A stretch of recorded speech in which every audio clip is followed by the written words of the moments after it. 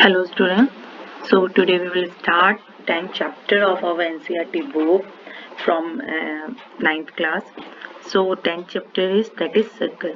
So first of all we will discuss all the points, all the definition that we have studied in the previous class also regarding circle, and in 9th class also we will repeat the same definitions. So first of all, a term is there, circle. What circle is? So what circle is? Circle is a collection of all the points in a plane at a fixed distance from a fixed point in a plane. It is called as circle. Okay, this one is called as circle. So these all are the example given to you regarding the circle. Any of the example given to you like wheel, clock, bangles. Okay, so in all these, we are having one center, and from that center, we are having the fixed distance. Okay. Now, some basic definitions are there. First of all, there is a definition of chord. What chord is? So, just see this circle. In this circle, this is a center point O, and two points are given to you A and B, and when we join it, so a line going through this particular point O, going through the center O, which passes through the center, it is known as diameter. So AB is diameter of the circle. Okay, and regarding chord, you can see that PQ is also a chord. Okay, AB is also a chord. So PQ and AB, or any line segment which is joining two points on a circle, it is known as the chord.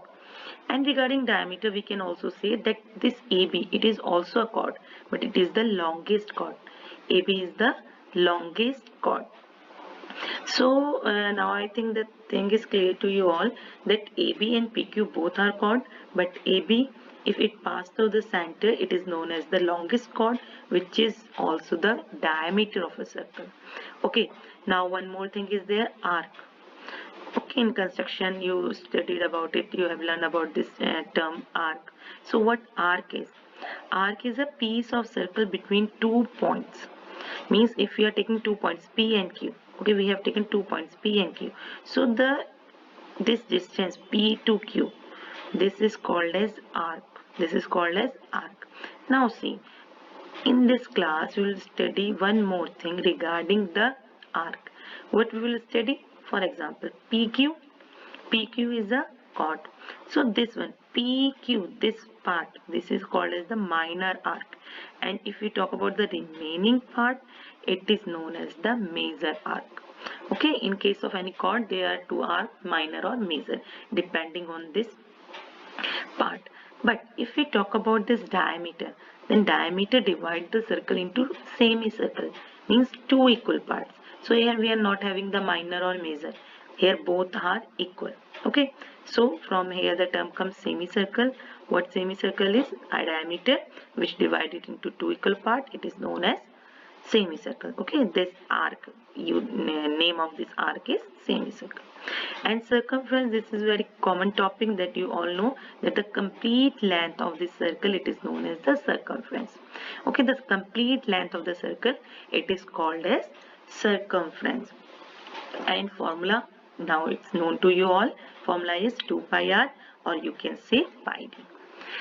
Now congruent circles are there. So what congruent circle are? Which can superimpose, or you can say whose radii are equal, then they are called as congruent circle. Okay, and when we talk about arc, so arc, it is clear to you all that it is a piece of circle between 2 points. Okay, if chords are equal, the point you have to know that if chords are equal, then the arc are also equal. If chords are equal, arc are also equal. Okay, and this I have clarified you. If PQ are the ends of the diameter, then both arc are equal, and it is called as semicircle. Okay, now regarding the circumference, circumference I have told you the definition. It is the length of the complete circle. Now the point come here, minor segment and major segment. So the reason between, just see the shaded part and the white part. So the reason between the chord and either of it arc, it is called as the segment. Okay, if it is between the minor arc and the chord, it is called as the minor segment, and it is between the major arc and the chord, it is called as the major segment. Same when we talk about the sector. So the region which is between an arc or two radii, just see two radii we are joining, OP and OQ. So the region between it is called as the sector. Now same here, minor and major sector, just see this shaded part, this is the minor sector and the remaining it is the major one. And one more thing you have to know, that if arc are equal, then each is a semicircle. Okay, so both segment and sector, they become the same. For a semicircle, both segment and sector are the same. So all these topics are related to the circle. With the help of this topic, we will discuss our chapter and the first exercise. In our first exercise, fill up and true false are there. Let us discuss what these all are. First, fill up is the center of a circle lies in the dash of the circle. So this point we have not discussed. Now a circle, it divides the plane into three parts, but those three parts are interior, exterior and on the circle, the boundary of the circle. Okay, if the distance of that particular point is greater than radius, it is on the exterior part. If it is less than radius, it is on the interior part, and if it equal to radius, means it is on the circle. So the center of a circle, it is always in the interior. Okay, now a point whose distance from the center of a circle is greater than radius. Okay, if it is greater than radius, it is in the exterior.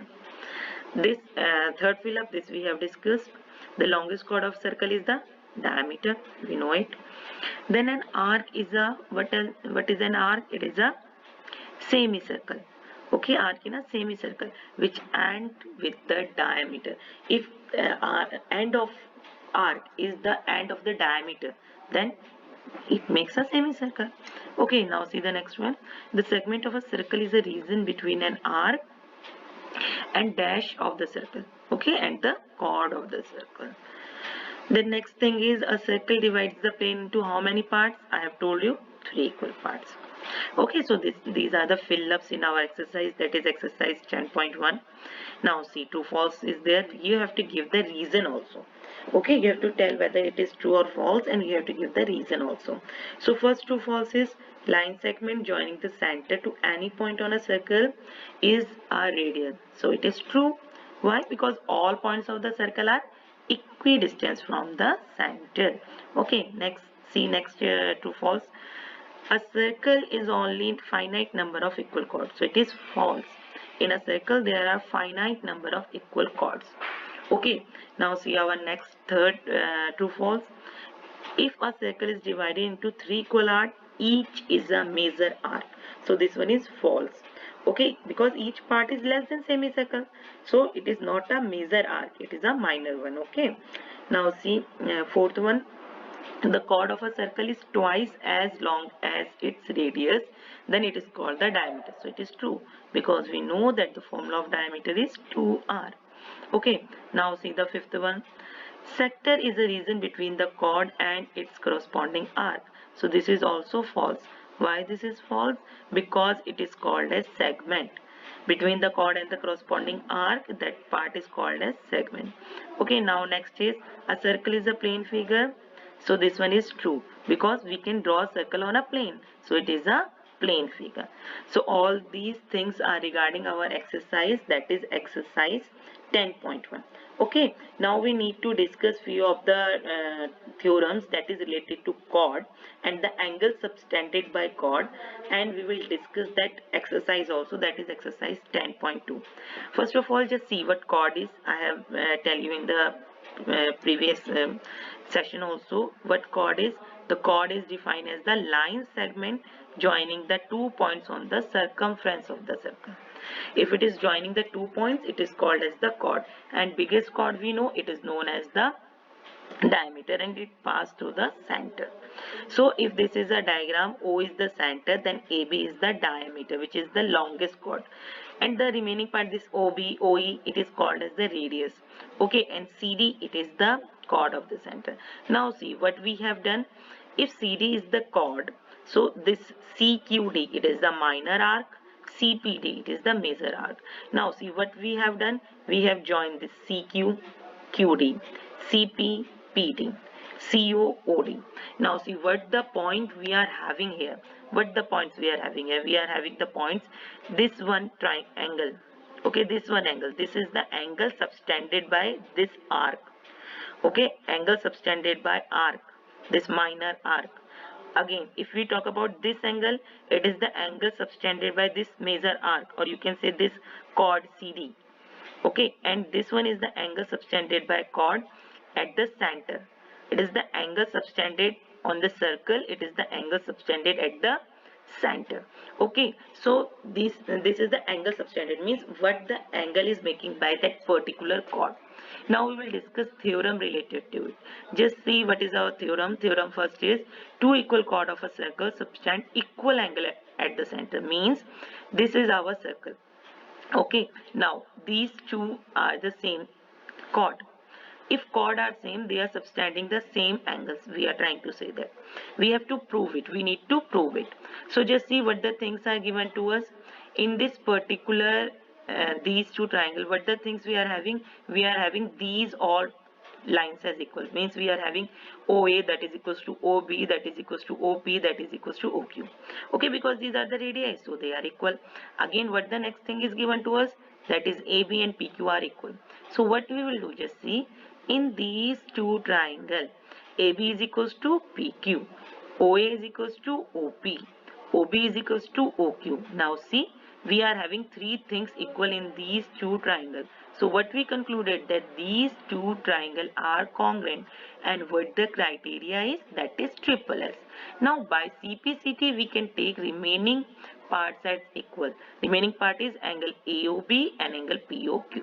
So if remaining parts are equal, what we have proved, that equal chords subtend equal angles at the center of the circle. Okay, we are having the converse of this theorem also. In the converse, what we are having, that if two angles that is subtended at the center are equal, then the length of the chord are equal. Here it is given to us these two angles are equal. We have to prove this AB is equals to PQ. Just see how we'll prove. OA is equals to OP, same. OB is equals to OQ, same. And these two angles are same. So criteria is SAS. Criteria is SAS. So the remaining parts are equal. What are the remaining parts? AB and PQ. So just see this the same way we have done. We have taken these two triangles. In these two triangles, these two angles are equal, radii are equal. So these two triangles are congruent, and criteria is SAS.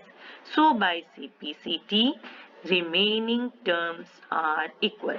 And what are the remaining terms? The chords.